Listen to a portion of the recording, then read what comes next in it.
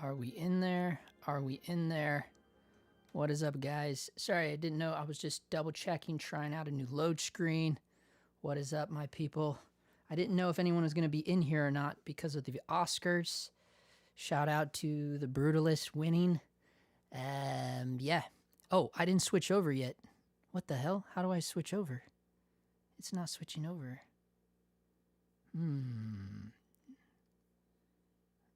Let me see. Let me see. Did it switch? No, it's not switching over. Can you guys see me? It's not switching over on the, that's weird. I can't see what you guys are seeing, but on my thing it says that I'm on here.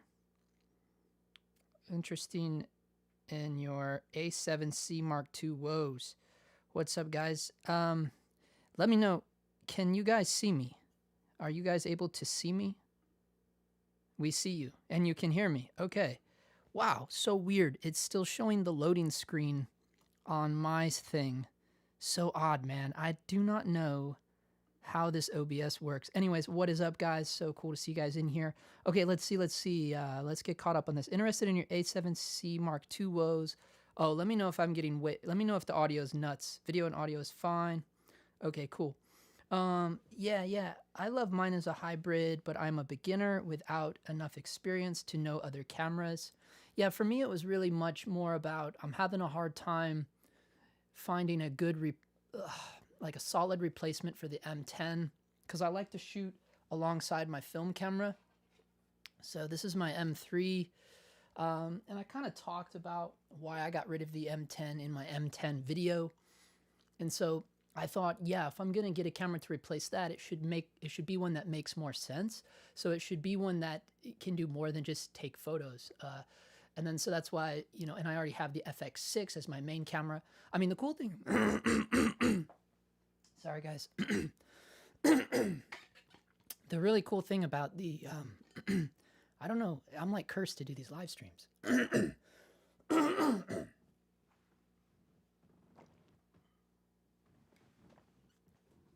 As soon as I start doing these live streams, my throat just gives out. It's so crazy to me. Thank you, baby. Marianne brought me some throat lozenges so I don't die this time. The nice thing about the A7C2 is I'm using it to do this live stream right now. Like I'm literally just like, before I'd have to like plug a camera up to the HDR video assist. I don't have to do that anymore. You know, I'm just literally running a USB-C cable from the camera directly into the computer, and here we are. You know, there's no other, you know, nothing else that I need. So that's kind of nice. And then the audio, this is just my sound devices Mix Pre 3, and I'm kind of ghetto, so I just put the Sennheiser boom mic on top, and this is just running stereo out directly into the A7C2. Like that's all. So that's kind of cool. Like I don't have to deal with the video assist and all that anymore. The problems I've been having with it are kind of, I guess, quality problems. I don't have any issues with the image. I mean, look, it's a true 10-bit. It's a 422 10-bit, right? I've noticed that a lot of cameras right now are claiming to be 10-bit, and I shouldn't say claiming. They are 10-bit. The problem is they are 420 10-bit, right? So to me, a true 10-bit is 422 10-bit. You know, so. You know, so in that, like, I don't have any qualms about the image. Yeah, it has S-Log3, it has S-Cinetone. I can use it as like a gimbal cam alongside the FX6 or something like that. Super tiny, you can put it anywhere, like a crash cam, C cam to the FX6 if I wanted or needed to. The rolling shutter is obviously not very good compared to the FX6, but it's still, you know, you could put it somewhere. You could put it on a gimbal and not notice it too much if you don't whip around too much. But at the end of the day, it's just like, the problem I'm having with it is the other side, the photography side of it. And that's really, this might sound pretentious, but it's the way the camera feels in the hands. It's the way it looks.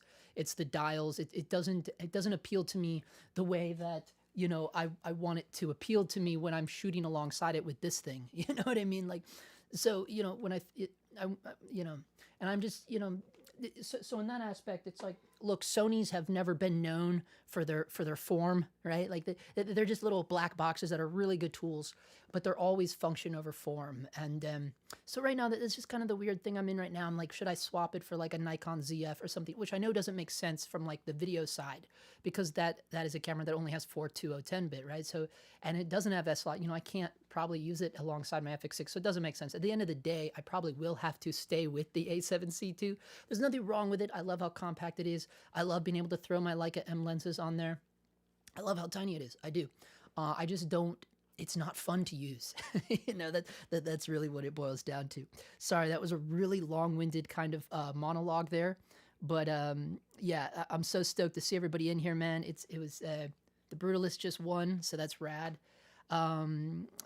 Anyways, maybe I should turn this back on and just keep it like really low, so I can kind of pay attention and see who's gonna win the Oscars on the side here, and I can kind of fill you in on that, and maybe if I pay attention. Anyways, but let me get caught up here. I'm way behind. Awesome, man. So many people in here. Novak the Enjoyer, Jonathan Wu, Trevor's up in the house. Trevor, loud and clear. You're all good on this end. All right, awesome, awesome. Don't you go dying on us. Hey, have you used the Breakthrough PL adapter? I did. I did a video on that long ago when it first came out. Mine was actually one of the first videos that came out. And, or no, not the Breakthrough. I'm sorry. I was thinking of the mofage. The mofage I would stay away from. You probably had seen that one. Breakthrough, no. So back in 4 years ago, well, now going on 5 years ago, when I first got the Komodo, the OG, everyone was doing the thing to get the Breakthrough, because Breakthrough was one of the first ones to have the drop-in filter and all of that. And some weird things happened with everybody that put their orders in. I think it was one of those classic things where they had the product not fully ready produced yet, you know, and they had all these pre-orders go in. Like a lot of things happen in our camera world, right? It's that kind of Kickstarter mentality. It didn't go well for them because they were really, really far behind. I mean, guys had their Komodos for like a year and still didn't get the Breakthrough, right? So there was a lot of issues with that. And ever since that, I kind of don't really pay attention to that company anymore. I'm sure maybe they worked through that. I don't know what happened. And again, it was during COVID, so you got to give them the benefit of the doubt for that, right? They probably, like most companies during 2020, got jammed up, right? So, you know, it's probably not fair of me to judge them for that, but I do have a problem with the companies because they even still do it today. You know, here we are nearly 5 years later, and I'm not saying Breakthrough still do this, but there are companies that still do this out there where they'll say, yeah, we got the product, and they don't. They don't actually have the units to deliver. So they're collecting the money, and then they just sit with the money. A lot, and big corporations do it too. You know who they are. And I just have a hard time with that. You know, I'm very blue collar, and I just don't believe in that kind of practice. You know, and I just call it the Kickstarter mentality because it's very similar to Kickstarter, you know. So no, I have not tried those out. That's a very long answer there. It looks like a masterpiece. What does the Brutalist? I haven't seen it yet. They sent me all those movies because I'm in SAG, and we only watched one. We only watched Anora, which was badass, by the way. It has the biggest distance between the filter. It clears the Nisi Athenas as well. Well, you know, Nisi with the PL mount Nisis, you can do you can do screw-on filters directly onto the rear of the lens. Don't know if you're aware of that, but bro, what screw-on V&D do you recommend? I know fixed ND is best, but for convenience, which VND, if you had to use one, which would you use? Okay, Chris, what's up, Chris Flores? I would use the Nisi variable ND. That's the one I use. I really like that one, and it's so good. And I first started using it on the little 40mm G lenses. So back a few years ago, when I had the A7S III, and I would use that camera a lot on gimbal, and I would, in the 40mm 2.5 and the 24mm 2.8, they are the exact same size lenses, and so you can just swap those on a gimbal, no problem. And they have a 49mm filter thread. In the Nisi variable ND, you can get it in all sizes. So I got it for the 49mm just to try it out. It was like $79, I think. And man, it's one of the best I've ever used. I absolutely love it. It has hard stops, so it doesn't keep spinning. No weird colors, no vignettes, no X pattern, no nothing. The color is so good out of that thing. And hard stops, and it has a little lever on it. And yeah, I don't know what it's called. It's just made by Nisi. But yeah. The A7C2 seems like a good camera. Yeah, it is. You know, it's a good tool. It's a great tool. Sammy, superstar, what up? It is a good tool. It's a tool though, and it's not a camera that you look at and you go, man, I can't wait to pick that up. It's like it's just a camera. It has it when you're using it, you're like, yeah, hell yeah, I'm glad this is the camera I have. But on the surface, it doesn't really have any tangible dials. And I'm just thinking, on the other side, the photography side, obviously. So, I don't know. I just think like it would be so crazy, because right now there's like that retro trend. That's why Nikon put out the ZF. Olympus just put out their OM to Micro Four Thirds. But they're all catching this trend, and they're doing it because Fujifilm went viral with the X100V a few years back because of TikTok and all that. And so other companies are seeing that, and now so they're making their trendy retro cameras. I really wish Sony would do that. If Sony jumped on that retro bandwagon, and I really feel like they should do like a throwback homage to Minolta, because Sony is Minolta. I mean, that would be so rad to see that happen. I think that's what they should do. And I think that would be killer. And imagine just like a cool, rad, retro Minolta looking camera with just like all the Sony bells and whistles inside of it. It would fly off the shelves, especially right now. I mean, look how well the Nikon ZF did. The one thing why I keep coming back to the Nikon ZF, beyond just like the aesthetic look and the dials and everything of how it looks, the manual focusing tools in that camera are so good. And because I love adapting my Leica M glass, keep in mind when I say Leica M glass, I mean the M mount. It's just called the Leica M mount because Leica literally invented the M mount in the 50s with this camera. Okay, but you don't have to put Leica glass. There's a lot of manufacturers that make M mount glass, right? But it's all manual, and that's what I love to shoot photography with. So I'm just saying. I don't know. Anyways, so because I shoot with manual glass for stills, I want to have options, more manual focusing tools. And the Nikon ZF, man, there's a lot of people showing off the crazy good manual focusing tools that Nikon ZF camera has. And it's like, wow. I mean, it's so much more than what do you get in a Sony? You get focus peaking and punch to zoom. I mean, that's really all you get, Anyways, Nisi or Polar Pro, Chris? Yeah, I don't... isn't Polar Pro the Peter McKinnon thing? I don't like to support that stuff because the Polar Pro thing, from what I understand, it used to be proprietary. I don't really like messing with proprietary stuff. But Nisi, obviously, I'm more of a fan of them. One, because I have the product, I've tested, I've used it for a few years now, and also because I'm kind of friends with the Nisi guys, so they're good people. So I can't speak for anything of Polar Pro. Yeah, the cleanest though, for sure. The Nisi one is very, very clean. They do shift, but the shift is consistent. I've never noticed that in the Nisi. I've never noticed it in the one that I have. Let me see if I can pull up the one that I have. Let's look for it right now. Whoops, screen share. We'll do a little screen share thing here. And, oh, you're getting a look at that. Okay, let's see. Yeah, so you saw I was looking at, let's get this out of here. I got way too much stuff going on. American cinemas. You're seeing all my pages that I had open. Okay, let's do this real quick. Let's look this up real quick. We'll go to Amazon. I'll show you the one I have right now. Nisi variable ND filter. Oh wow, it's more than what I thought. It's $150. So this is the one I have. The True Color ND Vario. You'll see, yeah, I bought it. So I've had it since July 18th, 2023. It's so good, dude. It's so good. Yeah, you can see ND2 to ND32, so it's 1 to 5 stops. Swift True Color, yeah, it's waterproof, all the cool stuff, but 150. So I definitely, I only quoted it half of, whoops, sorry. I quoted you half of what it actually was, so that's a bummer. Anyways, going back to this. Yeah, True Color. Okay, yeah, he knew the one. Sorry, I just now saw that. Sorry, guys. The mofage distance is way worse than the breakthrough. I'll stay away from that either way. Yeah, mofage, I tore them down. I burned that bridge, and more than I burnt it. I took a blowtorch. I took a bomb to the mofage bridge, if there ever was one. I destroyed them really bad. They wanted me to take the video down and everything, and I just refused to do it. Let's see. Chris says, I have the Nisi Swift system. Problem is IR pollution when using the 1 to 5 and 4 stop. Really? Add an IR cut to it and IR pollution is gone, but the stack of 3 filters vignette hard.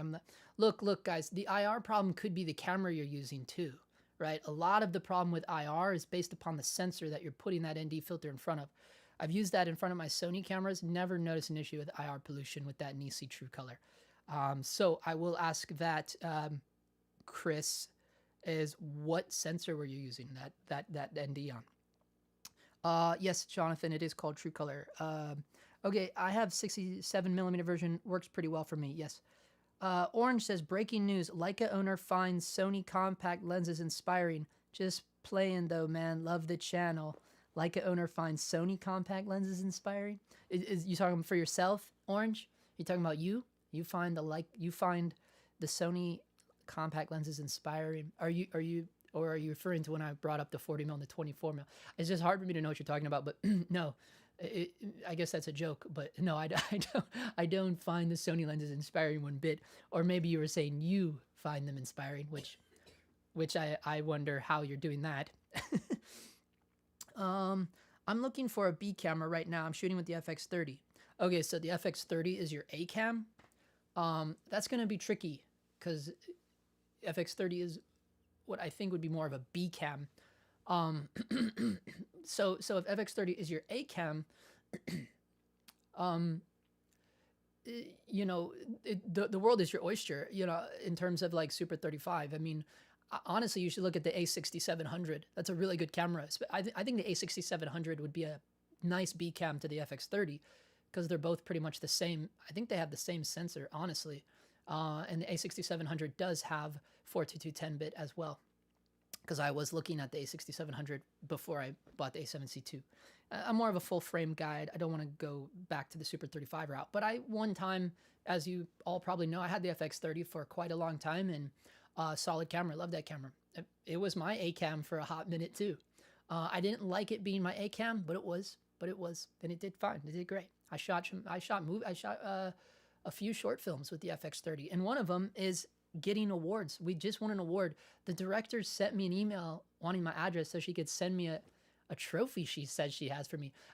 So it's all over doing the festival circuit right now here in Hollywood, and it won the it won an award at the Hollywood Reel Fest. It's right now this past month, so it's pretty cool. Anyways, yeah. Anyway, I shot it with an FX30 and Leica R Cinemod lenses.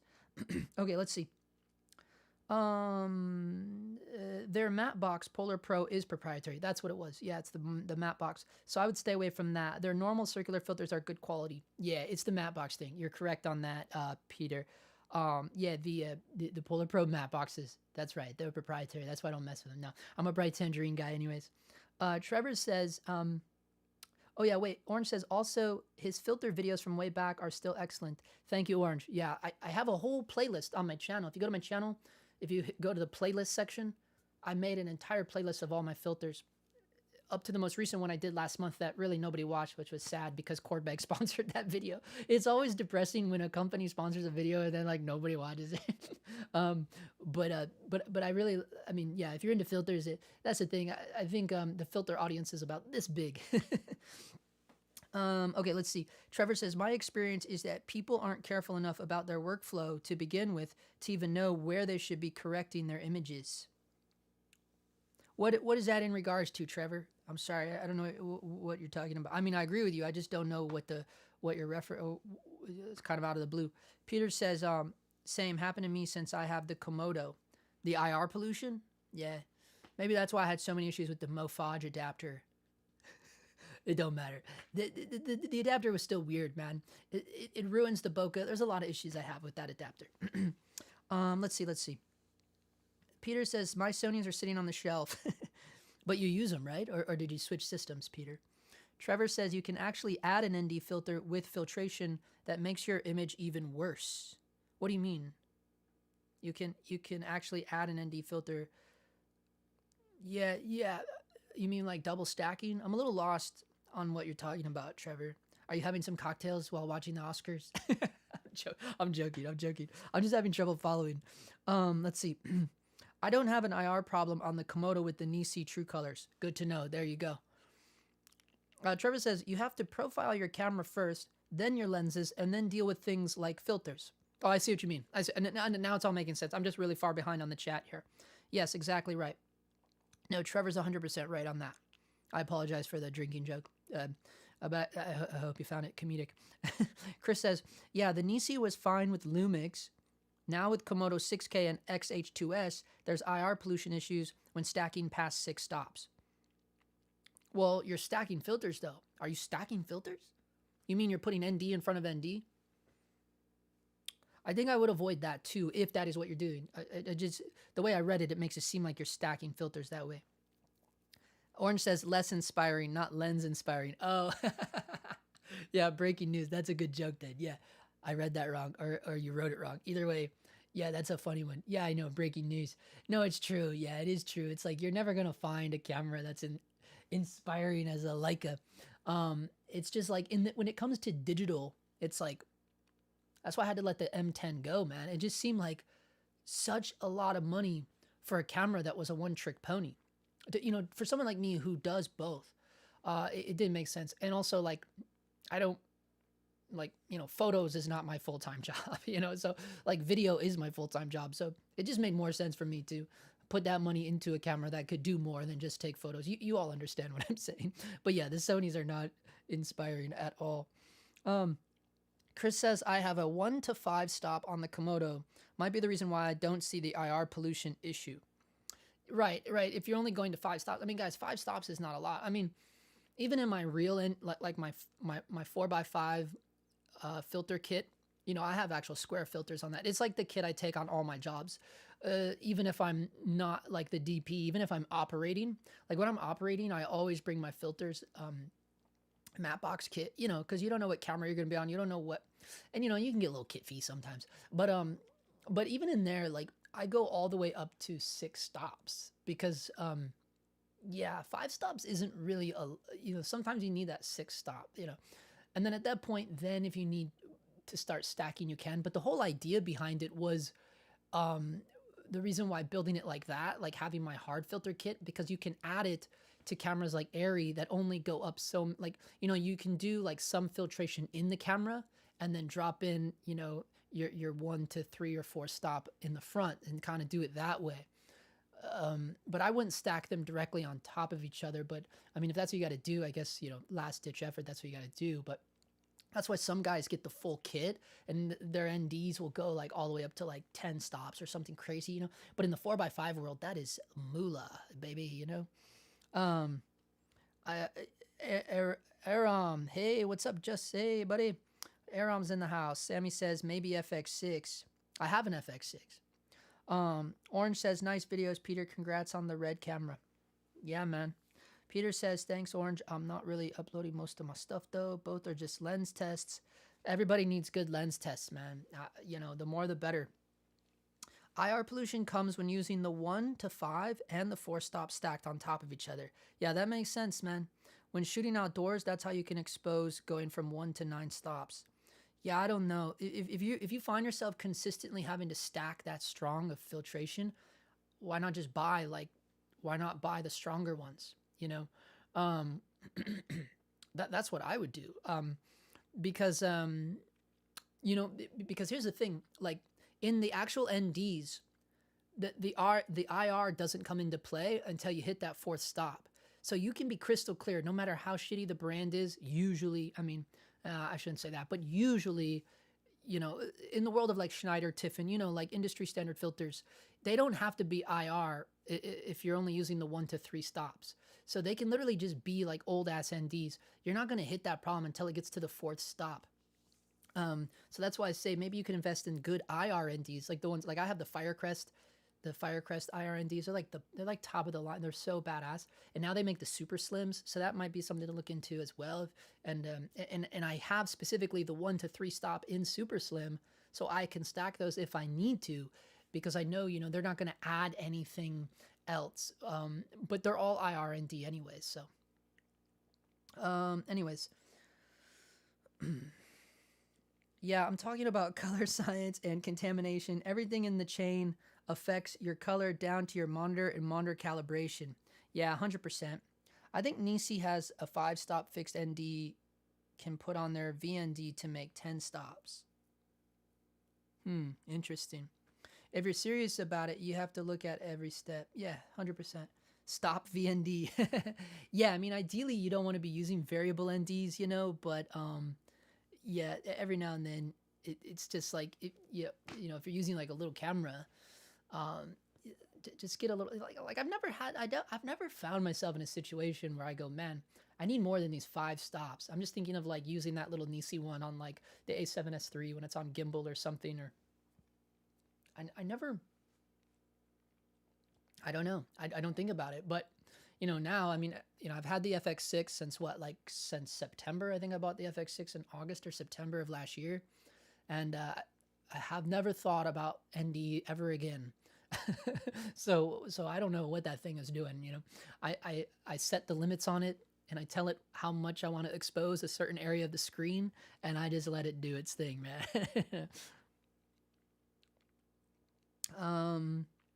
Okay, here we go. I don't know if you remember, I exposed at 1 and -1 stops in RAW, got some favorable results, and the Atlas Mercury was fire. Nice. Nice.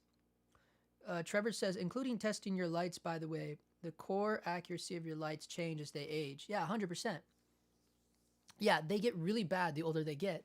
You know, especially if you're buying secondhand LEDs, you know, was it a rental? You know, it's like the more hours that get put on the LED diodes, yeah, they get funky color. The color will change. So much can happen. The more runtime hours on any light. Definitely LEDs though. They're notorious for that. What up, audio visuals? Hi, Justin. Greetings from Uruguay. Wow, cool, man. Your videos have been very useful to me for a long time. Keep up the good work. Thank you, man. I appreciate that. And awesome, Uruguay. That's badass, man. So cool. I wouldn't stack VNDs to fixed ones or to other VNDs either. If you find yourself stacking it this much, get 10 square NDs. It's needed for you. I barely had a situation where I needed a 6 stop. Yeah, that's what I was trying to think of, like anytime I had to go beyond that. RAW with a good codec can have you some latitude, 100%. You just need to learn how much latitude you have in post and keep it in mind, 100%. Always check EL zone to see what you can still save in post. Yeah, I agree with all of that.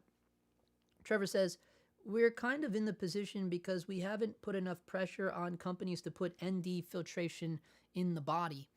Well, I don't know about that. I think a lot of people put pressure on. I mean, you know, you watch any camera review and people, it tends to be the first thing that they that they bring up, you know, that they're like bummed out that it doesn't have. Like, that's the thing everyone complains about with the FX3, right? Like, doesn't have ND and all that. And it's like, well, that's because if you want that, if you need that, then you have to buy the FX6, you know? So I don't know if I agree with that 100%, Trevor. Like, I do feel like that is probably one of the most complained about things. I think when you watch like video reviews of cameras and things, I do think though, you know, it is a matter of like cost, you know, not just to make, but to buy, you know. I mean, you got to look at the price difference of, and you know, but then again, it makes you wonder, like when they make these little stills cameras like the Fujifilm X100V and they put ND in it, you know, or remember the older generations of the little RX100? Like, this one doesn't have the ND in it because this is the Mark 7, but on the older ones, it had ND in it.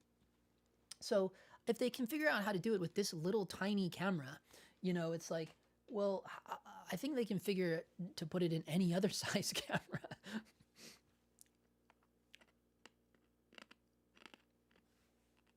How has the FX6 been working on set? Oh, it's been a dream, man. I know I've been dragging my feet, man. Like, I have all this amazing behind the scenes footage that shout out to Miguel at Miggy Vision. Man, Miguel's so talented, man. He came out and shot BTS of us shooting that Poison the Well music video. And I've just been dragging my feet, putting it out there because I don't really know how I want to show it. I don't know how, like I thought like it'd be cool to share the BTS as like a fly on the wall kind of video. But then I'm like, is this gonna make sense? You're just like watching all this BTS, and then it's like, well, now I gotta like, should I explain it like when I do it? And then I'm like, and you know, the director lives like, shout out to Eric Richter, our amazing director. You know, he lives like he lives in like Chicago, I think, or something like that, like New Jersey, or either New Jersey or Chicago. It's like I can't like sit down and have like a cool video with him about it. Like I just can't figure out like how I want to do the video. But yeah, man, I mean, we've been using it so much, and I love it. I mean, I have not one thing to complain about the FX6, and like even on one of these live streams a while ago, I think it was a live stream, like, or maybe it was something else, but someone asked me like what I would add to it. I don't even know. Like, because to me, like, I don't care about resolution that much. Like, I really don't.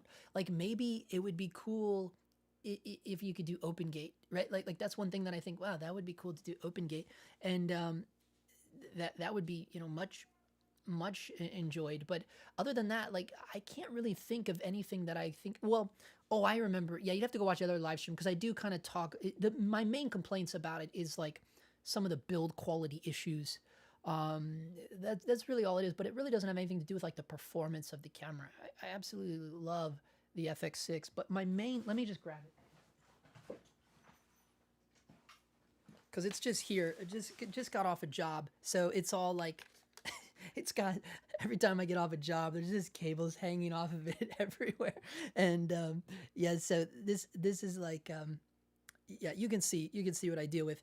But you know, it's why the hell did I grab this? Oh yeah, the build quality. So the build quality thing. So as you can tell, I totally removed the shock mount. It's useless. It doesn't do its job. I don't know why they call it a shock mount, but also like everybody that doesn't remove it, it usually gets broken off. So I removed it, and I just put a little piece of gaff tape over it to kind of hide the little screws there. I don't want stuff to like, you know, I want to keep it nice if I ever want to resell this or whatever. But so that's just kind of like my main issue. This top handle comes loose very, very easily. You know, it's little things like that. A lot of people have problems with their side grip. I haven't had any problems with this side grip. I mean, you can tell it comes out of the box a little loose, but I haven't experienced any crazy issues with it. You know, I've seen some guys have issues with where it plugs in at down here, but I haven't had issues with that. But my biggest complaint about the camera is this weak ass mount. So you can totally, like, I don't understand why we couldn't implement the FX9. FX9 has a locking mount. This mount is so weak. My lenses fall off of this mount.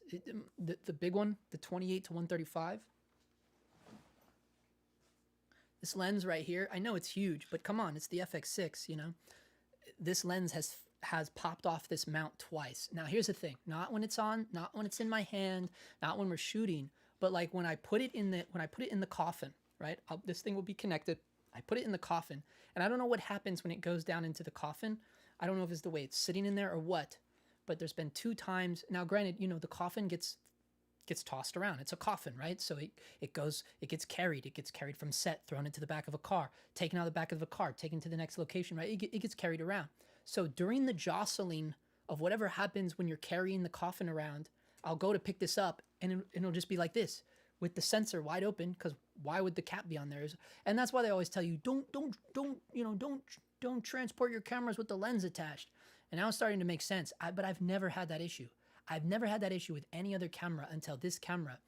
So yeah, I guess that's where that old thing comes from. Don't transport your cameras with the lens attached.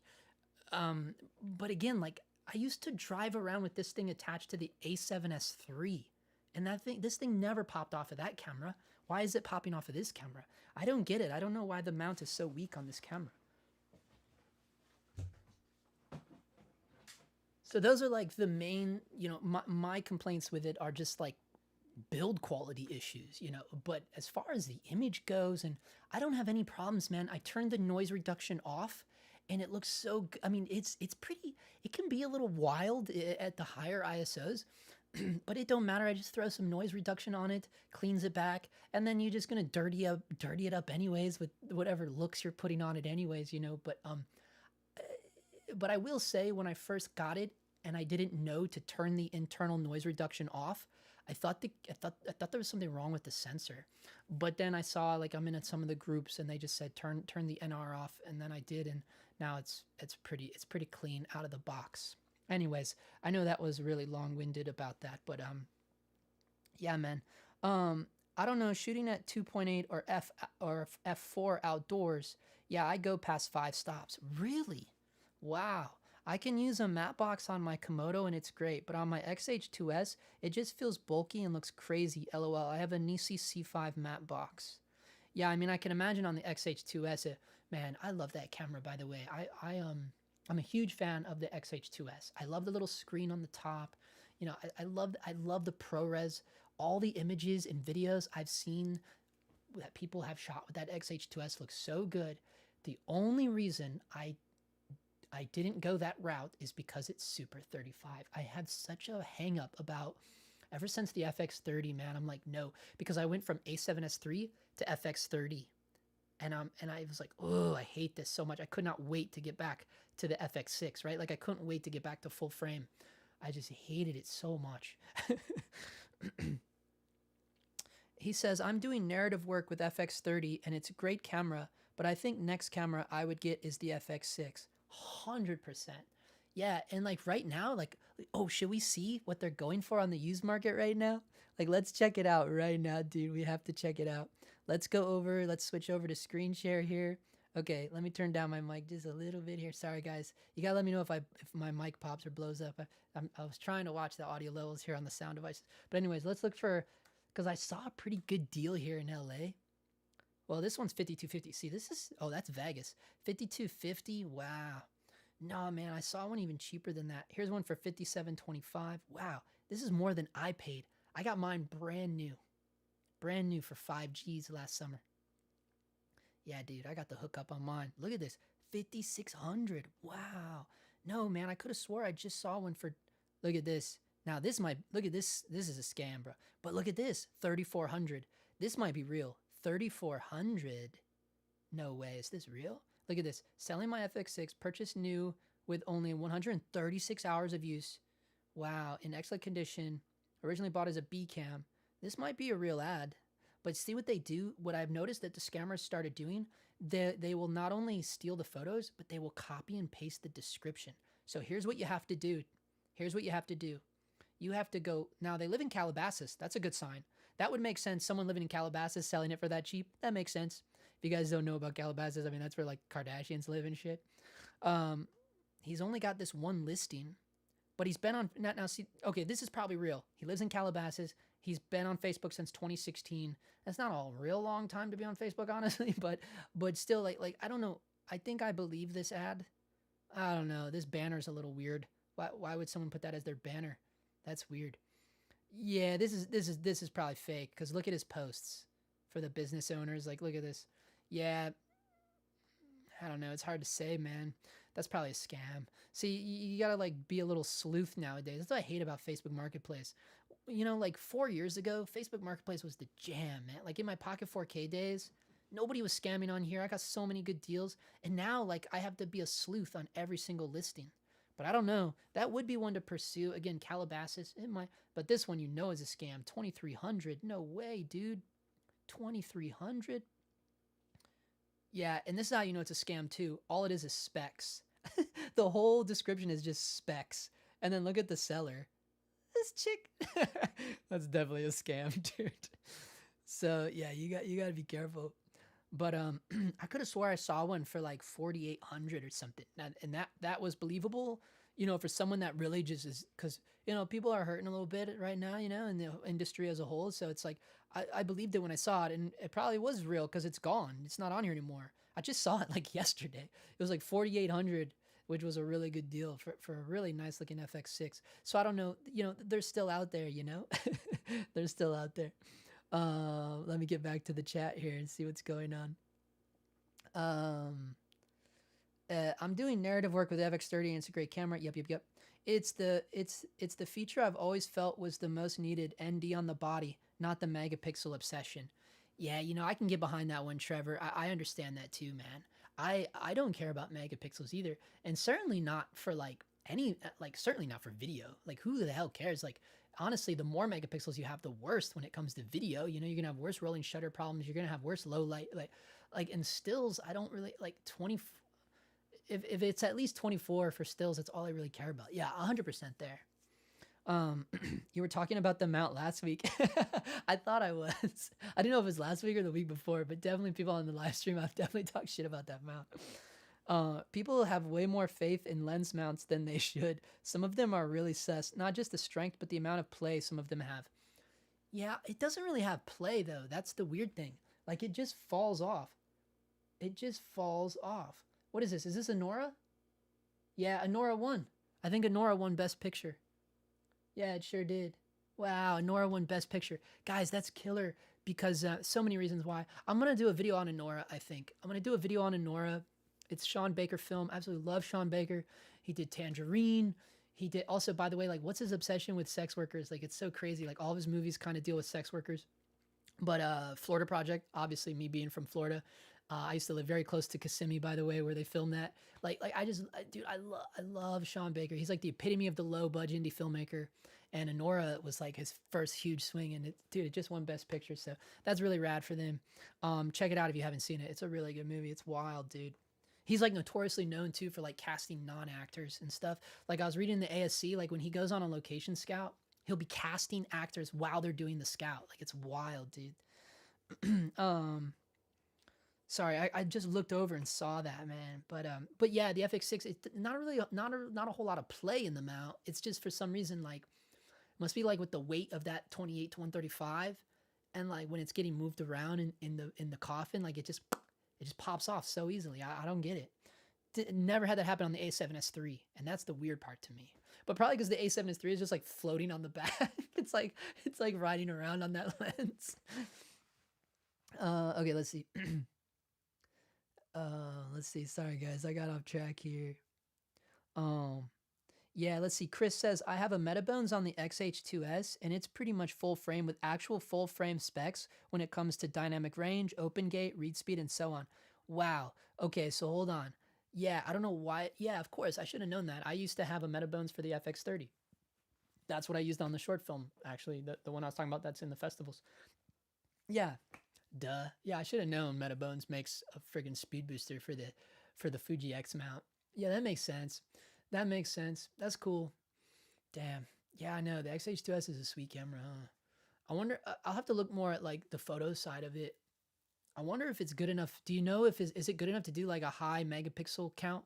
You know, like the ZF does that. Like the ZF can do like multi-mega. It's where it stitches a bunch of photos. And the only reason why I like that is because I also use my digital cameras to scan my film, which you guys know if you've been watching the live streams. I tried to scan film in a live stream. That was a nightmare. Just because I wasn't actually doing anything. But yeah, I wonder, does it have what's it called? Multi-pixel shift or something like that? Let's see. Wow. 3,400. Yeah, it was fake, dude. When I did eBay listings, people would steal my photos all the time. Yeah, you see it all the time. That's why for a minute there, I was trying to watermark my photos whenever I put something on the marketplace, but I don't know why I stopped doing that. But I should go back to doing that, like watermarking the photos. They're more inclined not to do it because then obviously like, dude, this picture says Justin Phillip, and then it's like somebody's like shot of their balls on their banner. It's like, it's not Justin Phillip, dude. Yeah, fake, 100%. He said, problem I have with XH2-s is Sony makes that sensor, stacked version of sensor in FX30. Why no Sony camera use it? Why? Okay, hold up. Is that what you're saying? Sony makes the XH2-s sensor? But I thought it had their like famous Fuji sensor. Like, you know, they have that like non-Bayer sensor. Is the XH2-s a Bayer sensor? I thought it was like their special proprietary sensor. Oh, that kind of kills it then. Wow, how does it look so good? Because the colors coming out of that camera look so like Fuji, you know, it looks good. That's the first I heard that was a Sony sensor. I mean, I believe it. I mean, Sony makes they make Leica sensors. They make everybody's sensor. I still have my Metabones for Micro Four Thirds. It's on my Pocket 4K. I actually love that thing. I guess I'm a dinosaur. Pocket 4K. Yeah, I never liked the form factor of any of those pocket cameras. I still have a sweet spot for the little baby OG. I should have never sold that. I still have a sweet man. Dude. I filmed my proposal on that Pocket OG camera. Was it that camera? No, it was the Canon EOS. Or yeah, it was either the Canon EOS M or no. I think it was the Black Magic. I think I filmed it with the Black Magic. So funny at the Grand Canyon. Let's see. Sorry guys. I was looking at the older Cinealta cameras, and they are dirt cheap now on the used market. Cinealta cameras. What the hell is that? The Sony. I know the Cinealta lenses, but I'm not familiar with the Cinealta cameras. The lenses are badass though. You know, you can get those for a really good deal. The Sony Cinealtas, dude. Now you got me thinking about that. Let's go look at that real quick. Hold on. I want to look at that because there was a time when I was gonna get when I wanted to buy the Cinealta, the Sony Cinealta Cine lenses. Dude, they're so good and they're like super cheap right now. Yeah, like look at this, only $1,200. The Sony. Oh, this is probably a piece, but still, that's dirt cheap. Yeah, looking for $1,200 each or $3,000 for the three. There's only $1,000 a piece, guys. These lenses are sick too. These are the Cinealta Mark IIs. Wow, this is all you need. He's got all three: the 20, the 35, and the 85. Wow, that is cheap, man. These lenses are no slouch, by the way. And nowadays, like, these are pretty dated now, too, so they probably won't be, like, super modern or anything. Holy cannoli, dude. That's real, too, because, yeah, Brian Russo. Yeah, it's a real dude. Look at this. You know that's a real one. Look at him. He's got a Mamiya or something in his hand. Yeah, these Cinealtas are no joke, but I see what you're talking about. You're talking about this thing? Oh, no. No. We don't want nothing to do with that, dude. Let's see. Okay, hold on. How long have we been going? Guys, I have to check the battery, though. We've been going for almost an hour. Here's the thing. Here's the downside. The A7C2. When I sold my FX30, I sold them my dummy battery, too. And normally I would, if for the FX30, I didn't ever use the dummy battery because you can charge it through the USB-C. So I'd go D-tap to USB-C to just always have power to my FX30. I can't do that with this A7C2 because I'm using the USB-C to live stream. So let me just check the battery real quick.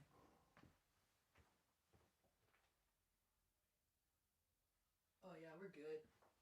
Look at that. She's on 60%. That's pretty good. We've been streaming for, well, it's been on for longer than this 50 minutes we've been streaming. It's been on probably for like an hour and a half maybe, but yeah, she's still on 60%.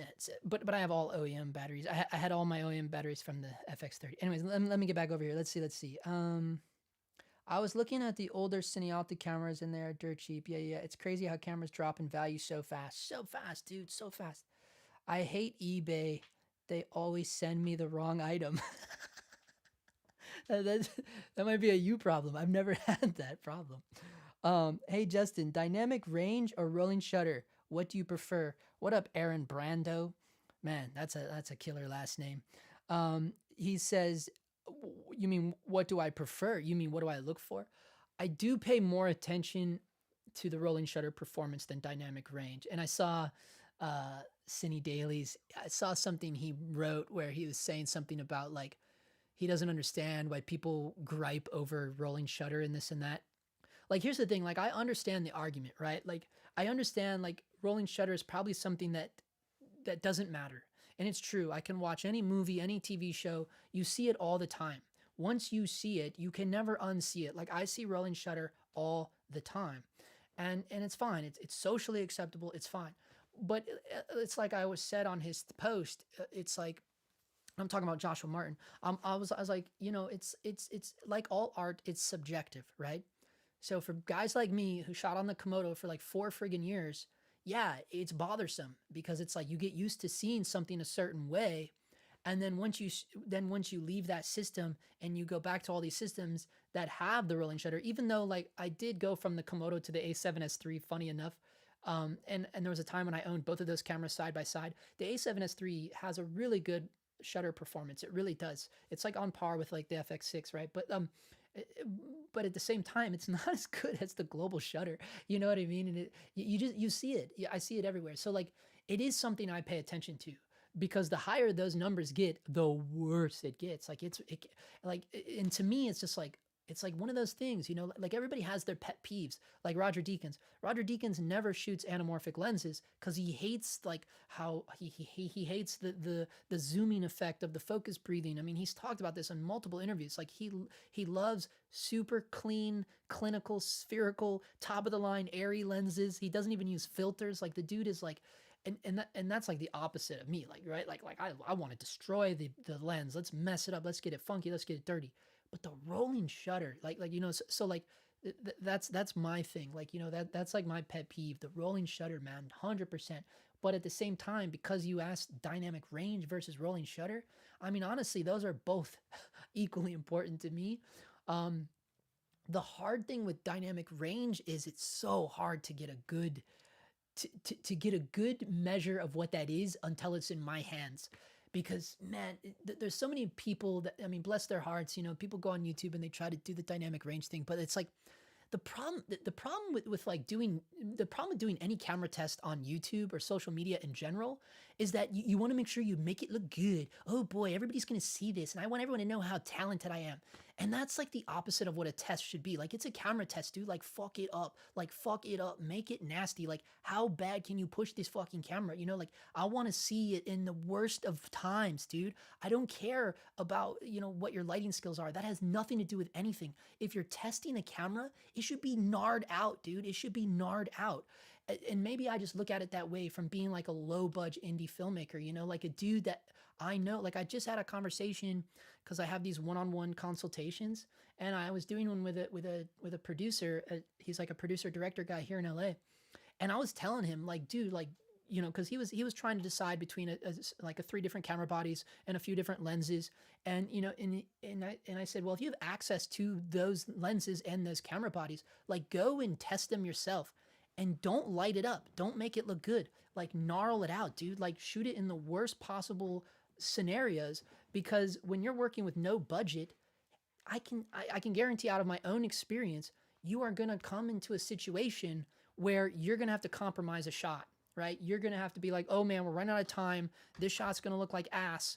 Wouldn't you love to have known that you tested those cameras and those lenses in the worst of scenarios? So now you know in your hardest of hearts that you made the right choice, that you went with the one that you saw could do a little better in like the most horrible conditions. Yeah, that's the camera you should get, dude. Like, you know what I mean? Because if you're really out there and you're really out there like shooting the way that I shoot, you know, like balls out, like, oh man, we're running out of time. We have no money. There's only 5 of us. You know, yeah, dude, you want the camera that you know is gonna be there for you in those times when it's not always going to look great for you, you know. Like, in my experience, at least one shot a day is going to get gnarled out, dude. So and that's why I have a problem with watching the dynamic range tests on YouTube, because I'm like, dude, these are too pretty. They're not doing it right, you know. It's like but then again, you know, I can't say that about everybody. Some people go the other end, and they don't try at all, and then you're like, oh, like, you know, it's like, so there is a medium there. I say all that just to say, like, it's really hard for me to judge dynamic range from other people's tests. So for that matter, then I have to go to Cine D and just look at the numbers, and you're like, oh boy, but it's all the same, you know. But at least on Cine D, they show the chart, like they have the chart. So then you can actually see what it's doing. Like, you can see when it's riding the line, and you're like, okay, this one is like when the Pixis, dude, if you go look at the Pixis dynamic range chart, like, it's gnarled out, dude. Like, it's like, yeah, I don't know. So I'm just saying, like, the charts don't lie, right? They don't lie. It will give you like an idea right off the bat. But at the end of the day, it is good. The only way you really know what the dynamic range of that camera is doing is just test it how you want to test it. So it's not as easy as rolling shutter, you know. Whereas rolling shutter, you can just read the numbers and you go, wow, that's really bad, you know. Like, but anyways, that was a really long-winded answer there. I'm sorry, guys. Let's see. He said, wow, the Canon EOS M, bro, how old are you? You have to remember, well, first of all, yes, I am old. I am old. But also, you have to remember, I didn't start shooting until 2017. So I didn't have a camera until 2017. That's when I transitioned over from my acting, directing life to cinematography. It didn't happen until 2017. So I got a super late start on this stuff, you know. Let's see. Only 1,200. Yeah, that's cheap, dude. That's what I'm saying. 3,000 for that set was cheap, dude. Use a V-mount battery with the A7C2? No, no way. No way. Like, dude, my days of kitting out cameras. Okay, so the last time I kitted out a camera was the FX30 for that short film that I was referencing earlier. It was the only thing I could use. We had like we had a little budget, but like we didn't have budget for camera, so I had to shoot on the FX30 with the Metabones and the Leica Rs, and I kitted it out pretty nice. With the FX30, I kind of built my own little cine back, but man, I don't miss those days. You know what I mean? I mean, if you got to do it, the A7C, you got to do it. The nice thing is the A7C2 on the battery door, they do have a little hole for the dummy battery, but I haven't checked yet, but I would imagine you can also power the A7C2 through the USB-C, and that's the way to go, because that's how I always charge my FX30, USB-C to D-tap. Just a little better, yeah, and right into V-mount, yeah, but A7C2, man, the camera's very small. It'd be basically like having to rig it out like the Sigma FP, It's not real. No, the Cinealtas were real. That was a real ad. That was definitely a real ad. Did you see the dude's photo? No, that was a real ad, 100%. Yeah, that's what I mean though. That's not the first time I've seen those lenses that cheap. They've been that cheap for a while now, 100%. Those are old ass lenses, guys. Facebook Marketplace be like, Cook Cine Zoom, $1,000 cash only, meet me at a gas station, come alone. Yeah, no, I know. There are a lot of scams on there, but I'm telling you, that Cinealta was not a scam. Let's go look. I'm telling you, it was, I do not believe that was a scam. I do not believe it was. And I can prove it. Watch. You go on here and, where's it? Look, South Pasadena. First of all, South Pasadena, the boy, you know what I mean?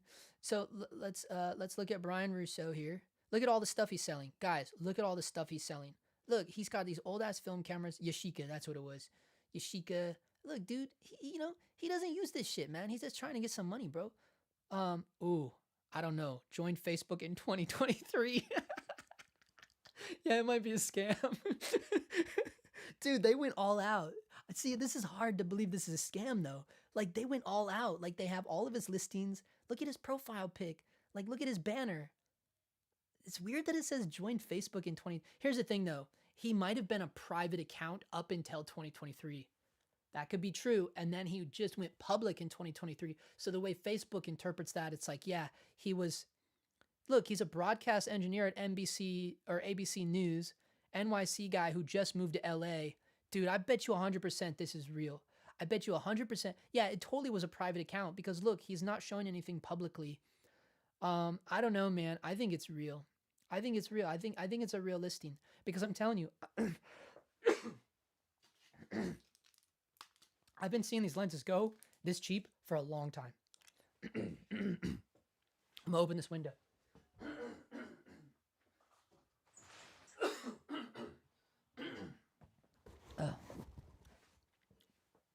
My mouth gets really, really dry.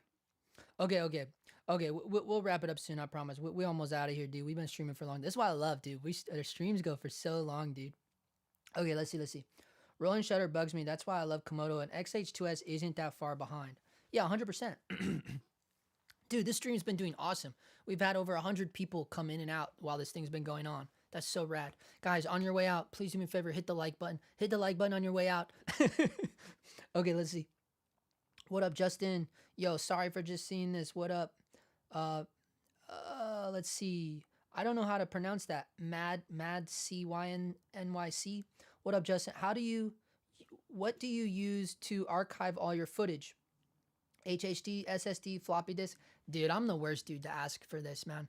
My stuff is archived. Yes, it's just all hard drives. I archive. So here's currently what we have going on. I have 3 SSDs that are like, so we have 3, what are they? They're like 4 terabytes a piece. 3 4 terabyte SSDs, not for archiving.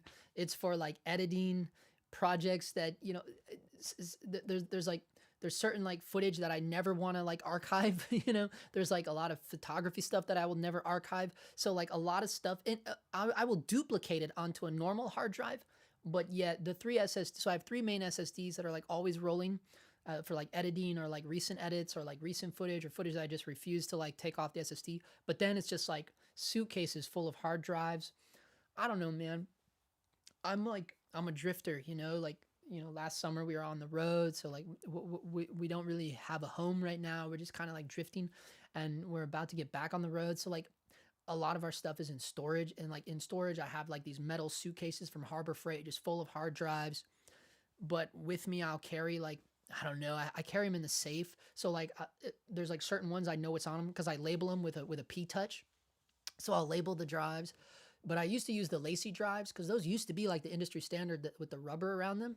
But I've been having the worst issues with lacy drives. So now I jumped to, what am I using now? The G drives? Let me just look so you know. Yep, that's what it is. It's G drive. It's the G drives now. This is what I use now. This one's been really good, and they kind of copied lacy. Like it still has the rubber on it, and this one's really good though, and it's G drive. And I love G drives. I forget who owns G drive. Maybe Western Digital bought them. I'm not sure, but 100%. This is what I use. I use these now over the lacies, the orange rubber ones. I don't know if it's a Mac thing or what's going on with the lacy. Are you guys having issues with the lacy drives? Because I stopped using them. But I know like a lot of guys, if you have a home, if you have a home base, a lot of guys, it makes sense to like have the crazy, like, what is it called? NOS or whatever? Like, I don't know what it's called, but they have like servers in their room. And then a lot of people are hooked up to the cloud.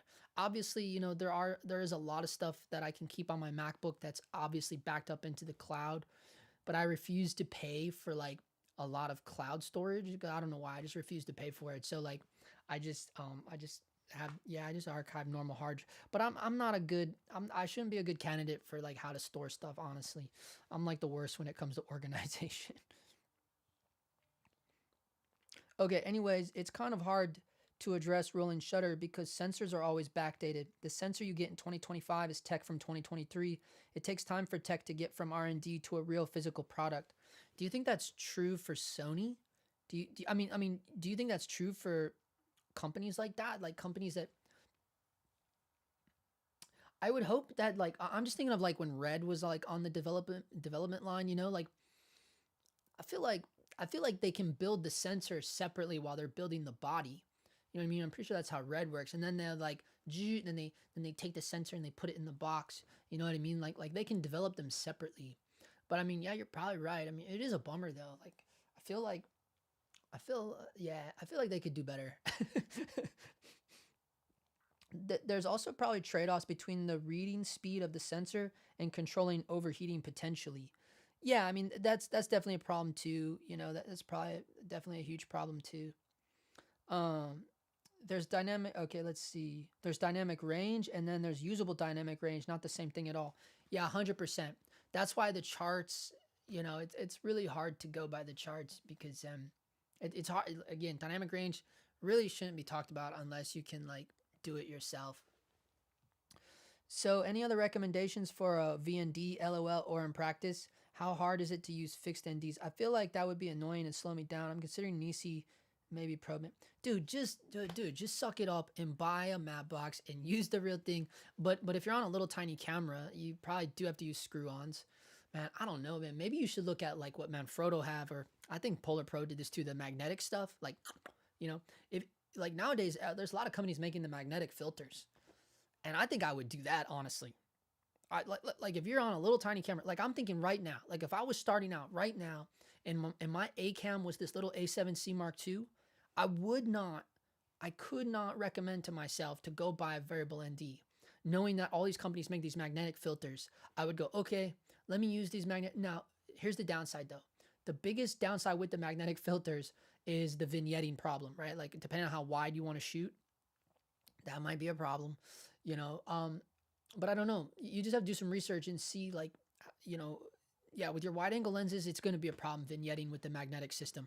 But I was going to say, you know, treat the round NDs the way I would treat if I was buying the big boy NDs, the 4x5s. You know what I mean? And I would buy them in stops, dude, and then use the magnetic, pop them on there. I think 1 to 6 stops. I've never used more than 6 stops. I don't know. That's crazy to me, but maybe some people do. But that's what I would do. But here's the thing too, like I don't really care about letting something go. You know, like if it's like, look at that sky way back there, man. There was a time when I cared about that shit, but it's like, dude, in my experience, anytime you do that, and then you're totally neglecting what the shot is actually about. You know what I mean? So like, I'll let that shit go, dude. And I just want to make sure like the subject and everything is looking good. So you know, maybe that's why I don't really use that heavy of ND. I don't know, but it's hard to say, man. Like when you have a little camera, yeah. I mean, honestly, the variable ND is the way to go. What is the 150 too much? Like if the 150 is too much, I know Simod makes one.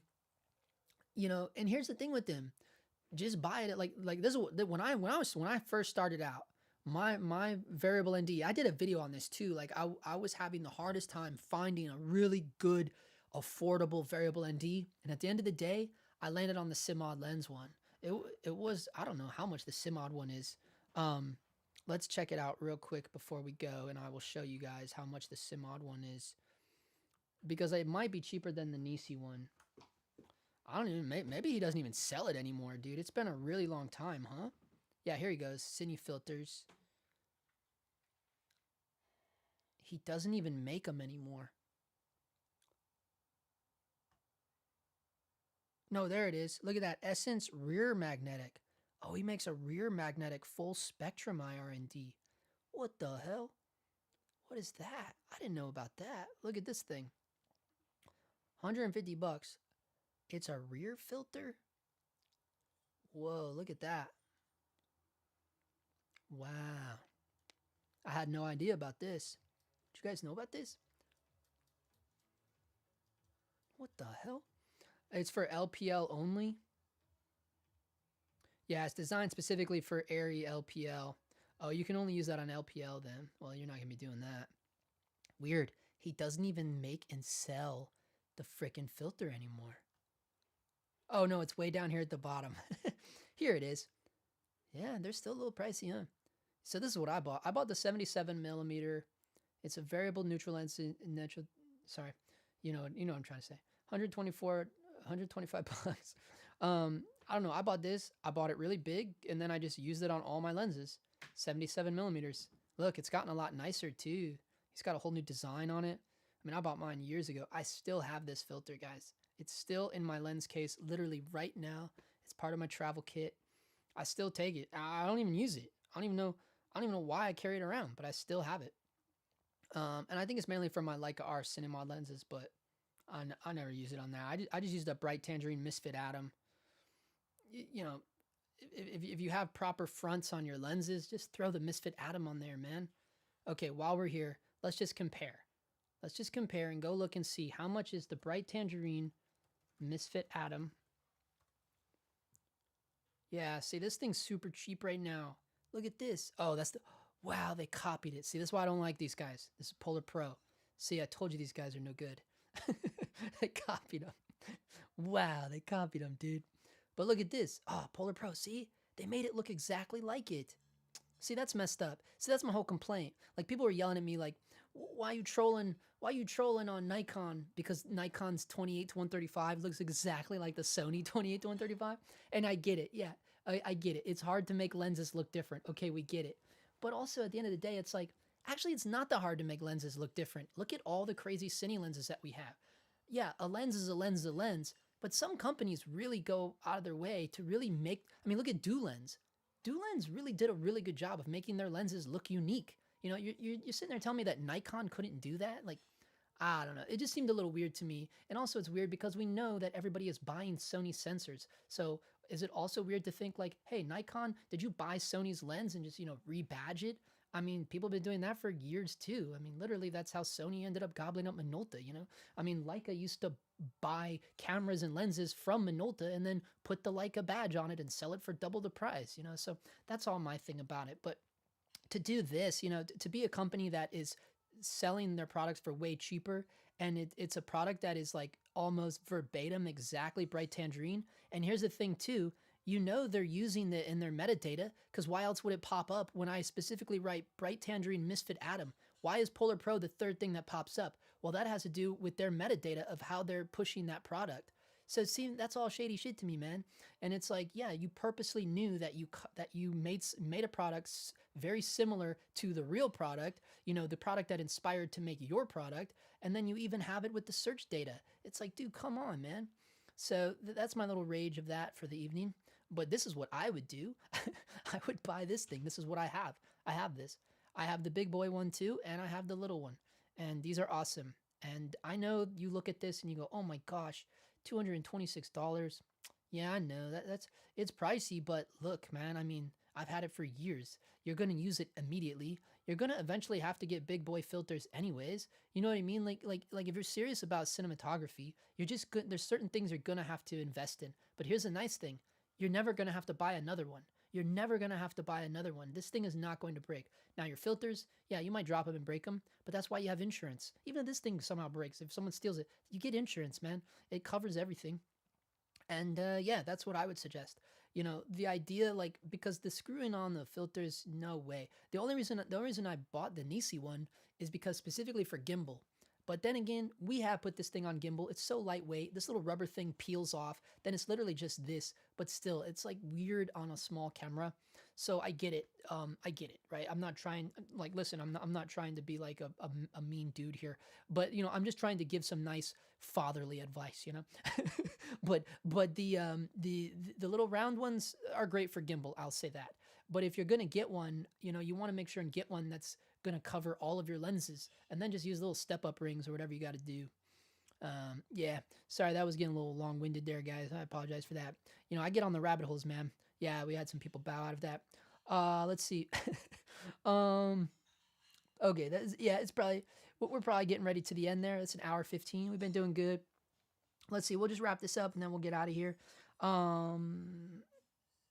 Yeah, I refuse to rig a mirrorless camera again. LOL. I've got a Komodo for bigger jobs, and the XH2-s is for everyday stuff. Just a battery and a small monitor with a tiny NPF. That's it. I'm over rigs. Yeah, I feel the same way, 100%.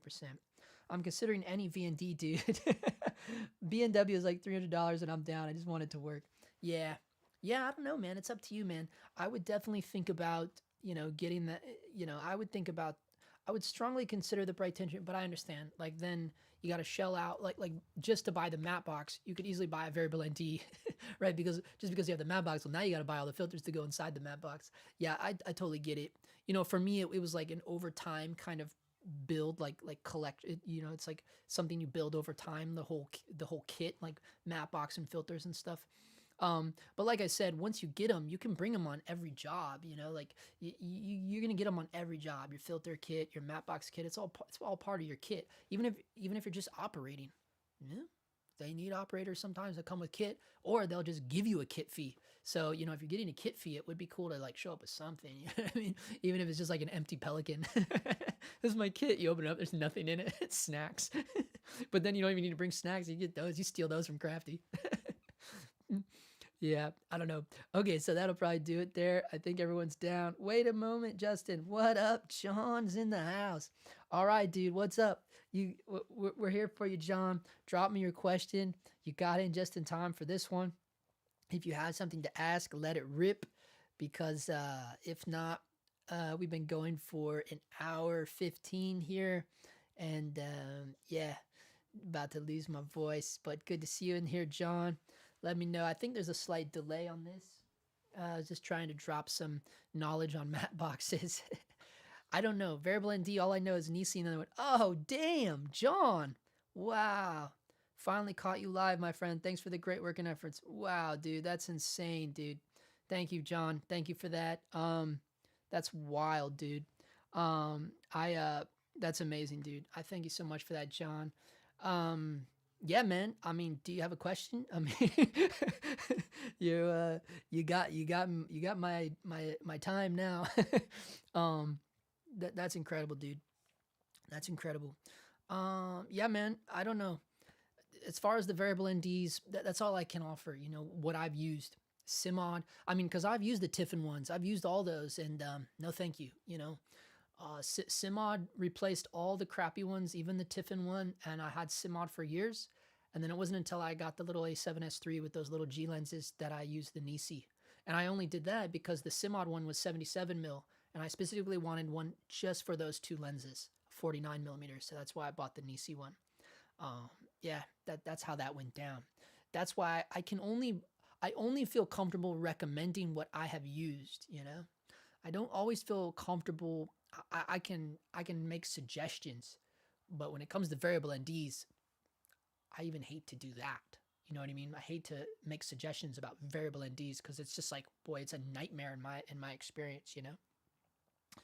All right, John. Thank you, dude. Have a fantastic night. I'll try and catch up on a couple of things next talk. Awesome, John. You're the man, dude. Thank you so much, guys. Guys, on your way out, everybody hit the like button. This was rad. We had over 118 people in our revolving door tonight. That is so cool to see. And here on the end, we're only left with 13 real ones. Thank you so much, guys. And yeah, we'll see you next Sunday. We'll try to do it. I'm surprised anyone even showed out for the Oscars, and give some love up for Honora and for the Brutalist. All right, guys, we'll see you in the next one.